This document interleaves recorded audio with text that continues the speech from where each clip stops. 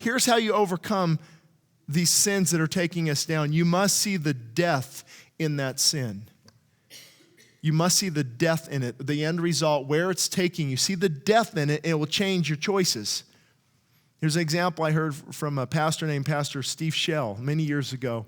He talked about putting a chocolate cake in a refrigerator. You're on a diet, you're on a fast, let's say, and you put this huge chocolate cake, whatever cake you love. Maybe you don't love chocolate, but I do. So you put in a large chocolate cake in your refrigerator, and you're fine because you just ate lunch. But a couple hours go by. You know where I'm going with this, right? Chocolate and then milk in the refrigerator, and you're like, just a piece, just one piece. Where did that thought come from? Just one piece. It won't hurt. I burned some calories today. I deserve it, right? See how sin's working to bring you back to that cake, bring you back to that point of caving in, those whispers. Here I am, right here. No, and you might do good for a few hours. Again, okay, I'm strong again, and like, okay, well, it's been a few hours. I went 5 hours. Isn't that good? And then here come those thoughts again. Come on, chocolate. You love it. You deserve it. You need it. You just got in a fight with your spouse, right? That'll start the sin activity going in the mind.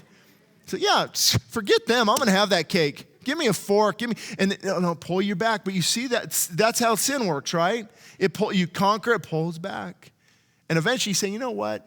I deserve this thing. I'll start tomorrow.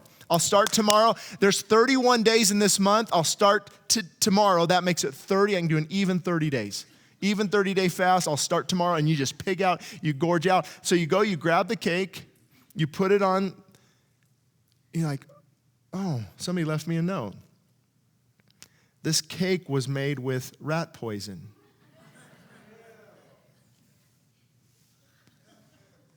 So what just happened? What just happened? You went from loving and desiring and wanting and craving to now get out of here in the trash can. What was the difference? Same cake, same desires, up here. You saw the death in it. So if you can see where that pornography is eventually going to lead, you'll stop. You'll see the death in it. If you see where that addiction is eventually going to lead, you'll see the death in it. You see where that anger or that frustration or that bitterness or that gossip or that grumpiness that we talked about, see the death in it because that's where it's going to lead. So when you see the death in it, you make a whole different decision.